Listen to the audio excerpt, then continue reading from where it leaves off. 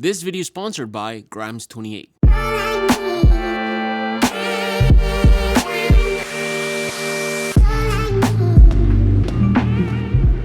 I've literally got so much going on. All really good things, thankfully. Yo, I can't believe summer is literally around the corner. Every year around this time, March, April, I usually do my EDC videos. Last week, I took the time to sit down and just plan what I really have been using for the past like 2-3 months. So I pretty much figured why not put it together into a bag, tidy it all up, and show it to you guys. Check this out. This is what I consider my lightweight everyday carry, but you know what? Considering that I started carrying an ROG Ally X, my S25 Ultra, with a battery pack to power that and my new earbuds, honestly, I'm pretty proud to say that this setup is kind of lightweight. Alright, check this out. These are the Bowers and Wilkins Pi8. Yeah, they were expensive when I got them, but why did I get them? Well, I travel a lot and I was really curious about the wireless audio retransmission feature. Basically, you can plug the charging case into a wired audio source, whether that's a 3.5mm jack or USB-C, and it transmits the sound wirelessly to the earbuds. Super handy for flights, treadmills, or any device that doesn't have Bluetooth. Then comes sound and comfort. For the longest time, I've been switching between my Bose Quiet Comfort Ultra headphones and open ear earbuds. The headphones are great, but sleeping with them is just a massive no. And while the open earbuds are super convenient, they just don't have ANC, which I actually miss. That said, for me, sound quality always comes first and then I prioritize ANC. That's exactly what the Pi8 delivers. These might just be the best sounding earbuds out there. The detail, the clarity, it's just insane. The sound feels so full and spacious, it's hard to put into words. And then there's the bass. These are definitely bass heavy with deep, powerful lows that make them perfect for bass driven music. Now pair that with comfort and it makes this a full proper earbud in my opinion. I mean, the silicone tip just sits deep in the ear canal, plus you see this extra silicone grip that rests outside the ear bones. I find it helps prevent discomfort over long periods of time. Like for example, I love rocking my earbuds for 6 hours straight during my flights, which is exactly the same amount of time these last, and with a full charged case you can get up to 22 hours, so this is why I bought them. The touch controls are also fine. No need to smack them like I used to with my nothing ear ones. You can of course customize the button settings in the app, but I personally prefer holding down for ANC, which I think is the feature that lacks the most with these. I do think though that ANC could be a lot better. For the price, it really isn't the greatest with ANC. So if you want really good ANC earbuds, definitely get some Bose earbuds or Sony earbuds. Those are absolutely amazing. I just wanted to prioritize comfort and sound, which is why I got these. But for $400, guys, you need to work a bit more on ANC because it's not the best. Then these connect to obviously my phone of choice, the S25 Ultra, a phone that's been very reliable in Bluetooth connectivity and user experience, although I feel like I've been struggling with it a bit. So this is something I've been literally talking about with a few people. Check this out, okay? This is one phone. This is the S25 Ultra. You see how like there's haziness introduced into these pictures? So I talked about this stuff a few videos ago and I'm still struggling with it, especially with 50 and 200 megapixel pictures. 12 megapixels, not so much, but yeah, that's one of the things. And the other one is battery life. For some reason, my battery life dissipates a lot quicker than my S24 Ultra. So I don't know if it's because of One UI 7. I'm still testing stuff. More than anything, the S25 Ultra has been a solid workhorse for me, but not so much a phone to capture memories. I love using it in multitasking mode, which I've been doing a lot lately. I've been working on makeover projects with an architect, and being able to use the pen to give him feedback has just been insane. I also set up One UI 7 to be super effective in order to deliver an unbloated experience that will allow me to work faster, whether I'm entering emails, downloading things from my server, posting on social media for work. One UI 7 for me has just been phenomenal. Not perfect because it can lag at times, although rarely, but it happens. I think that's just the nature of One UI, and I do feel like One UI 7 could be the reason the battery drains faster compared to my S24 Ultra. Aside from that, the display is gorgeous, like always. I do find this year that the new Gorilla Armor 2 glass ceramic is way more robust and stronger than the S24 Ultra. I have zero scratches on this phone even after some extensive use. Plus, I don't know about you guys, but I love the rounded corners this year on the S25 Ultra compared to the S24, which were a bit sharper. For example, holding this phone like this is so much more comfortable. That's just my opinion. It's just almost perfect. Like I said, the only thing I really wish this had was a proper camera system. I've found that shooting at 12 megapixels is far more reliable than at 50 megapixels and 200 megapixels, but the photos are not always the best. Like, I find the colors to be super inconsistent at times. The brightness, it just always jumps super high, whether, I don't know, whenever it feels like it. It's kind of weird, and for some reason it sometimes feels like my lenses are dirty, but they're not. It just produces this unwanted haziness within my photos. Look, this is the phone I'll be rocking for the next few months finally, mostly because I feel like I can give it a solid review and provide you all with useful feedback for your purchases. With my battery sucking, I do carry this Anker charger with me. This is the best product Anker have made in my opinion. The Anker 3-in-1 power bank 10,000 milliamp portable charger. They do have a MagGo 10,000 milliamp wireless charger, but this here is so much better. Why? You can use it as a power brick. You also can use its integrated cable to charge your stuff while being a power brick. If you forgot your cables, you can use its integrated cable. This thing also charges while being a power brick, plus it delivers fast charging, which is so clutch, and the battery juice is enough to charge a phone like the S25 Ultra a bit more than twice, and charge my ROG Ally X to about 50%. Actually, I used it to charge my camera and it went to 86%. It was really good. Super portable. I use it for literally anything, including my sunglasses. Yeah, right? My Even Reality's G1 sunglasses, they're actually regular glasses, but I use them as sunglasses. The kicker here is that these allow me to stay connected to my phone for the most part. These are glasses that offer an immersive augmented reality experience, and the way they work is that when you tilt your head up, your dashboard appears. They charge from 0 to 92% in about an hour and a half. That shaves off about 20%, if I recall, of the case charging capacity. They do uncharge, by the way, if you are not using them, so keep that in mind, because I remember once I went to bed with them at 70% and then woke up with 50%.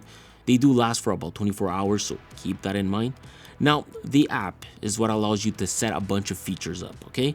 For the most part, a dashboard that displays key information like real-time notifications, there's app integrations, location-based data, and interactive controls. I love being able to see who's texting me while I'm walking. The teleprompter feature works so freaking well. I also love being able to translate what's being spoken to me at a conference in different languages, like for example French. Even better, I love using its maps feature to be able to navigate a route without looking at my phone. All of this is handled through the glasses, and you can also control it using the touchpads. Now, these aren't perfect. They still have their bugs. The app glitches sometimes with battery indicators. Sometimes the glasses will display different information from one lens to the other. Although I'm happy to say that since my review, the map accuracy has improved a lot. They literally are always updating these constantly, and the developers seem to address issues and glitches quite often. They are open source though, which gives me a lot of hope for this product. I'm part of their Discord community, and it looks like people are developing some cool stuff for it all the time. Look, there is clearly a lot more to be said about these. I made a whole video about them, but I'm super happy I can wear tech glasses that look so freaking good without looking like an idiot. So unlike the X-Trail glasses that can be connected to a console, this is more of a eyewear first and tech second type of tech. It's not meant to connect to something like the ROG Ally X, for example. Yup, I've replaced my Steam Deck. And there's nothing wrong with the Steam Deck. It's just that I find that the ROG Ally is a tiny bit more portable. Although one thing that I miss is, look at this. Look how quick this is. Bam. Ready to go and play. Yeah, the ROG Ally X doesn't do that, mainly because it's Windows based. I will say I do miss SteamOS. Yeah, the sleep mode with Windows based handhelds, it's just not it. Steam Deck just does that so freaking well, and while in sleep, it barely dissipates in any battery. But look, ROG Ally X has got some more power and can play AAA games without a problem. Games such as Spider-Man and Cyberpunk, for example, play so well. I absolutely love the performance this puts out. Of course, I do wish it was OLED, but this LCD offering 120Hz will do it. Up to now, things I've realized, there is a bit of input lag, really, for some demanding games. Fans do kick in, but they're not that loud, although it can get hot. The chassis can scratch easily as well, and I've ran into some little bugs like the touchscreen working while command center is opened. Yeah, can get quite annoying. Look, with VRR, 24GB of RAM, an incredible CPU, the ability to still emulate my favorite games, I can still get better performance with the ROG Ally X, which is why I decided to give it a chance for a long period of time. However, I do miss the effective UI SteamOS delivers compared to what Armory Crate has to offer. Although recently, I thought of navigating my way into installing Bazzite for my ROG Ally X. It seems to be an absolute game changer because I can dual boot both OSs and still have Windows for things such as Game Pass and games like Call of Duty. I just have to properly sit down in order to do it, but in terms of battery life, the ROG Ally X can handle a title like Spider-Man for about 2.5 hours to 3 hours. When it comes to Red Dead Redemption, it's also very similar. When emulating though, I can get around 4 hours of gaming depending on the game, and all that while being in turbo mode. The one thing I do wish it did better was retaining battery life in sleep mode. I just find it just not as good as doing so, which can suck at times. And the same thing I will say about my Whoop bracelet and its step counter feature. Look, I know it's still in beta, but it's really not accurate at all. Like, if that's what you're looking for, I don't recommend the Whoop band at all. When it comes to tracking my sleep and stress, I think Whoop has been absolutely fantastic, especially lately. And the same thing I will say about my strain. And also, this thing just has really good battery life. Just to give you an example, I left on a trip to Toronto on a Friday with 30%, and Sunday I came back with 9%. I just love that. Look, I've been wearing this bracelet for 3 months straight, okay? I've been taking it off since I got it practically. Honestly though, it's getting pretty gross. I think they could improve the stock band just a bit more in terms of material. I find it's aging a bit poorly, but they do have some sick bands online I just ordered, I will admit that. As for the device itself, the hardware up to now seems pretty clean, especially for a device that I've been wearing non-stop with a gold bracelet consistently next to it. I sleep well with it, it doesn't bother me at all because it's not chunky. I think that was my main issue with the digital watches, and not only that, but I like wearing real watches when I go out. Yo, I've been up since 4 a.m. My cat woke up, started throwing up. He threw up 6 times in a row. We took him to the vet at 8, and then they told us to go to emergency. Literally, we did x-rays, a bunch of scans and stuff. I spent so much money trying to figure out what was wrong with him, and finally, thank God, there's nothing wrong with him. It's currently, what time is it? 5:39. You want to see what my Whoop literally says? You guys see this stuff? You spent 2 hours and 44 minutes in the high stress zone today, the majority of which came from time outside of sleep and strain activities. No. Okay, yeah, and on top of that, look at this. Your boy spent $489 for just to see the vet and do x-rays. I spent another $586 for just to attend the emergency hospital, and then another $750. Yeah, and then what's this right here? Me, man, $1,336. You guys don't believe me? Look at this. Yeah, no.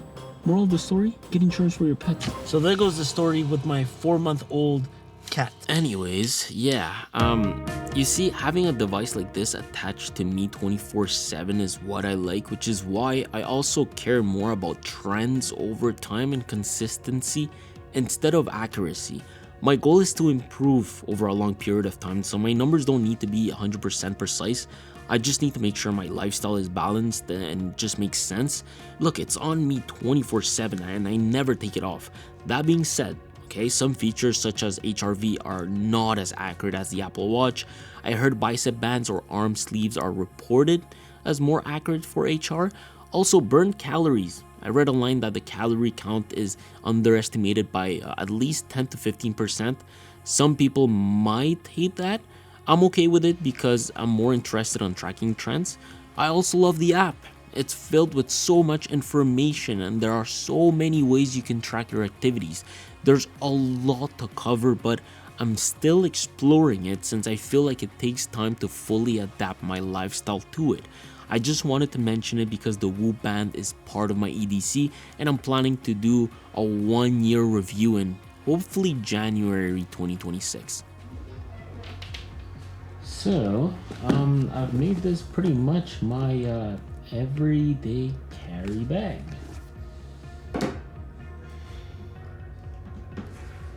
Of course, what a rare occurrence for me. Phone almost dead and the battery pack. I guess at this point I'm just gonna charge my phone with the battery pack and charge the battery pack. Now, okay, let me show you guys quickly the Grimes 28 154 City Pack. This one here is in brown. So the only reason I chose this is because it's the bag that can fit my ROG Ally X without a problem. It actually perfectly fits my handheld in here, which is insane. I started carrying this without a strap, but you can attach its strap here within this metal buckle. With summer coming up, I think it's a great addition to my wardrobe for carrying my stuff. With it, I can fit my charger, a phone, the wallet, the keys, earbuds, and the handheld, of course, all within these 3 zipper compartments, which makes it super easy to store all my items. The first compartment, okay, can be used for receipts. The second one, which is the larger pocket, can be used for the main items. It's got a couple of big pockets within. I use these main ones for my earbuds, for example. Towards the sides, there's also these elastic compartments. On top of one, you'll find this keychain clipper, which is super useful. Then there is a divider, which features an eyewear magnetic pocket. It's a really clean way to store your glasses, actually. The whole divider is then paired with a zipper organizer and a pocket that, believe it or not, can fit an iPad mini if needed. And then the third zippered compartment, which is the last one in the back, paired with a handle if you wish to carry this like so. All of this within an Italian pebbled bovine leather that's been aging really well on all of my other Grimes 28 bags, so that's cool. Look, I'll leave a link to all these bags down below if you guys want to check them out. It's been the bags we've been using so much for traveling since literally last year, and I absolutely freaking love them. So yeah, make sure to check them out.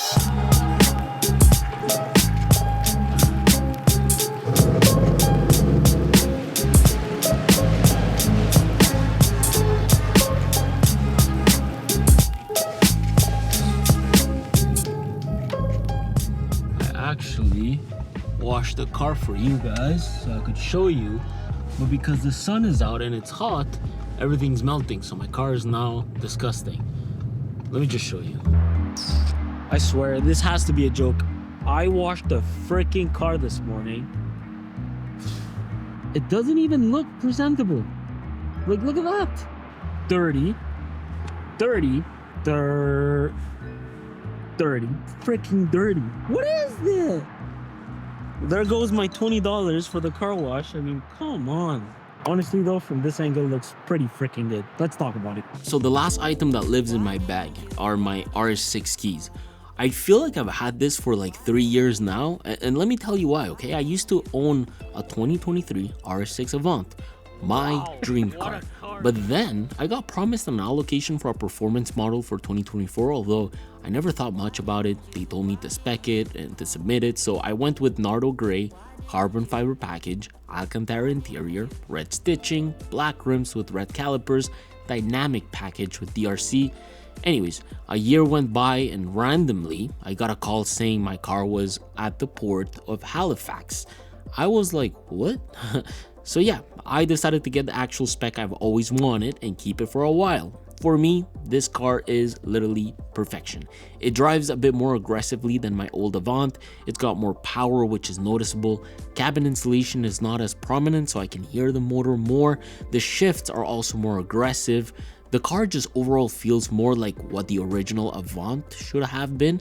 In short, this is the perfect family car. Plus being able to fit so much in here for our productions, our makeovers, items when we travel, it just makes this the greatest daily in my opinion. And the coolest part is that on top of spending so much money with Audi, I've had the privilege of getting sponsored by them, which in return, the car has practically paid itself based on how long I'll most likely own it. With that, I also lowered it with some springs. I also added front and rear strut bars and some spacers for the wheels, but I haven't touched the exhaust yet, mainly because I think I like the way it sounds stock.